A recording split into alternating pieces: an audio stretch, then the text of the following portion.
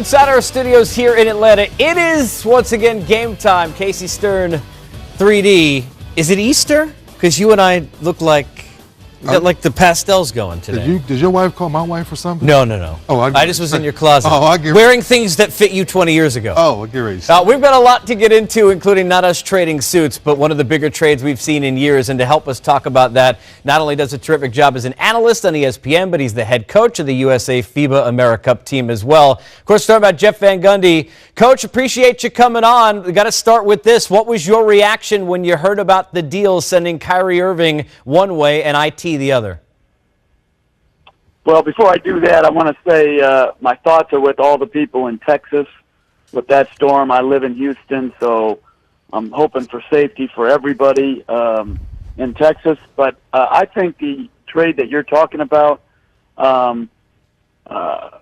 was a great one for the NBA in that it keeps the storylines hopping and buzzing throughout this, what is normally a slow time.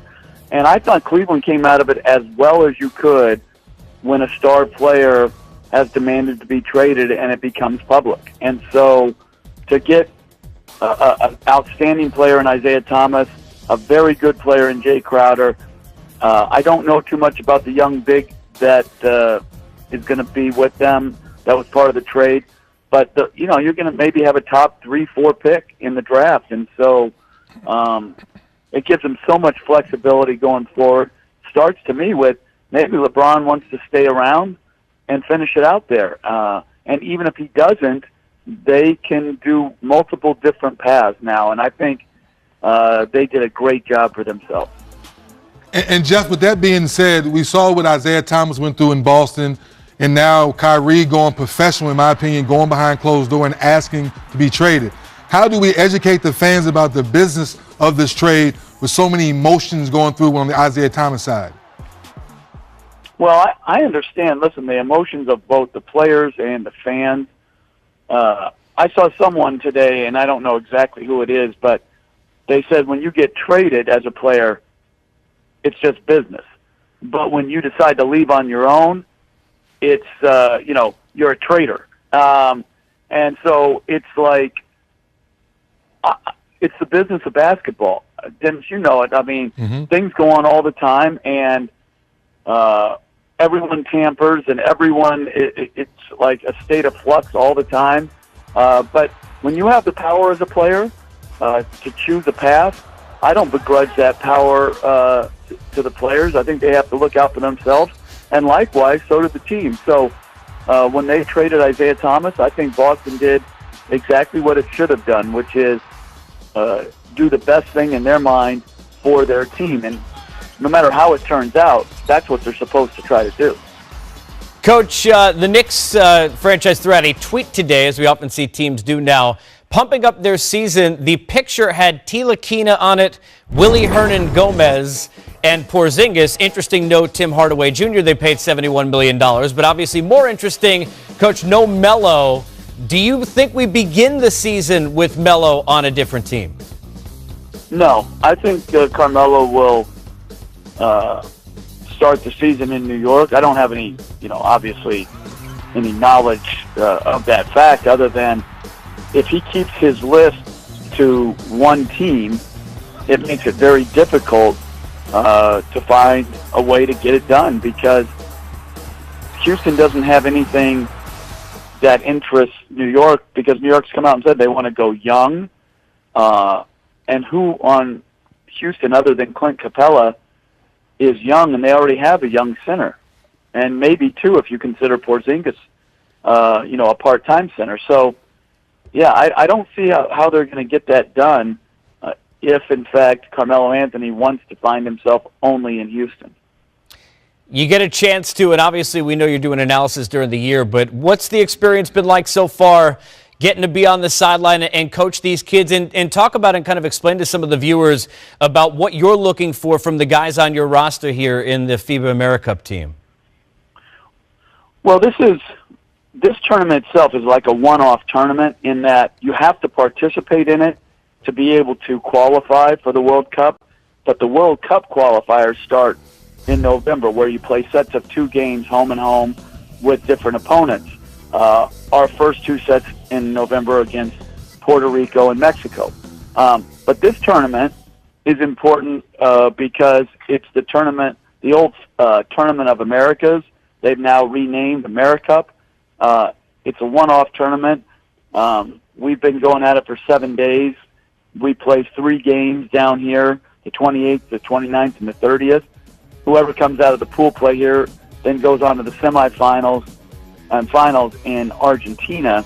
So the host team, it's Uruguay, and then Panama and Dominican Republic, as well as ourselves. So it should be interesting. I've learned a lot about FIBA basketball in the last month and a half, studying these teams.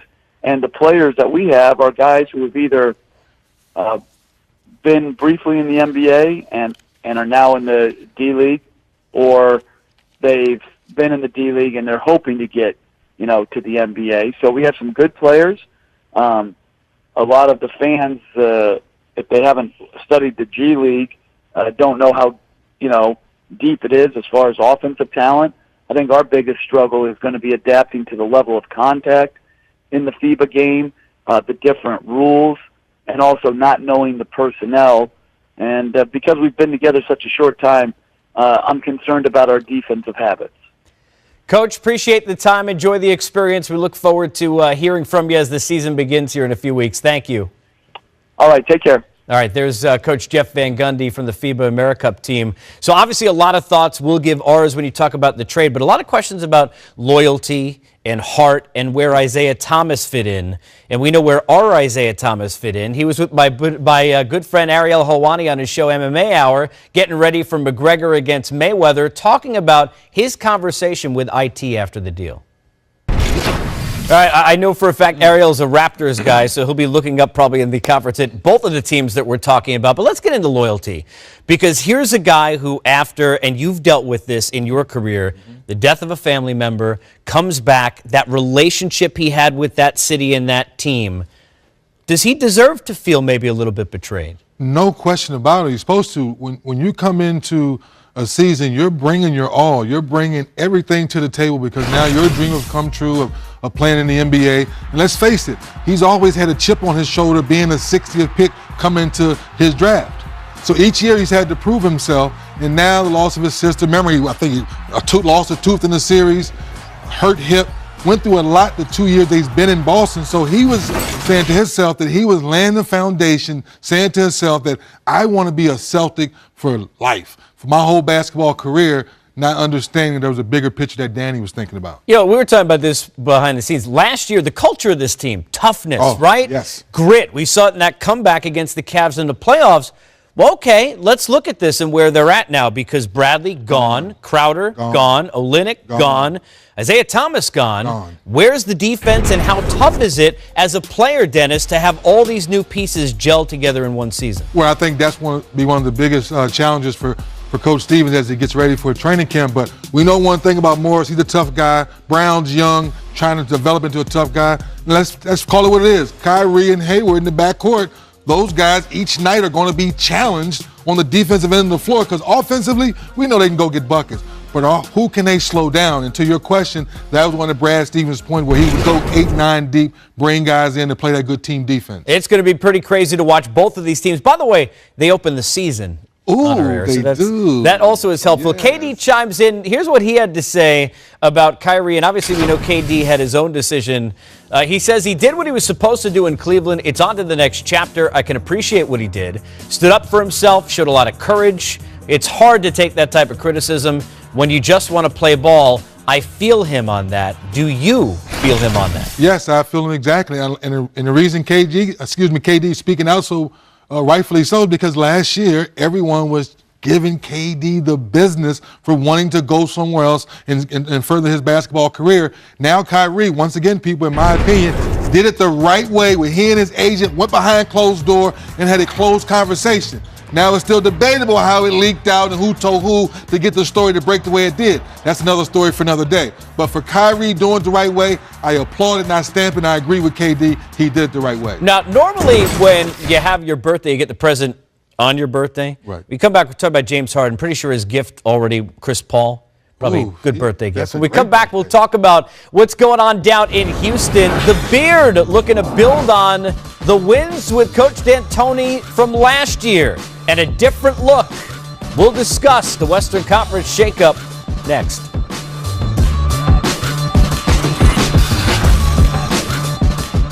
The makeup crew there. So this is a big weekend. Yes, it is. It's a big weekend. Where are you going with this fight? Man, this is money, money, money all day long. And I'll say this because I've become a UFC fan over the years. Yeah. I get it, and they get in there and they do what they do. But you're talking about Floyd, the speed, and I just think he's going to tattoo him. If McGregor lasts 3 rounds, right? Right. You make 150 mil. Oof. You went 3 rounds with a Hall of Famer who will be 50-0 and undefeated, and you go back with 2 championship belts. Now, not bad. if you're a McGregor fan, I'm That's not not mad bad. at you. That's not a That's not bad bad. way to look at it. But make not bad. make sure you keep your head on the swivel. Now, what if Steven Adams? Money's coming at you. McGregor, Steven Adams. Oh, that's easy. Pluck, pluck, pluck, pluck, pluck, pluck, pluck, pluck, pluck. Unless Russell's taking a rebound from him. There you go. But that's a whole nother story for a different day. We'll see you next time on Game Time. More money, more money, more money, more money.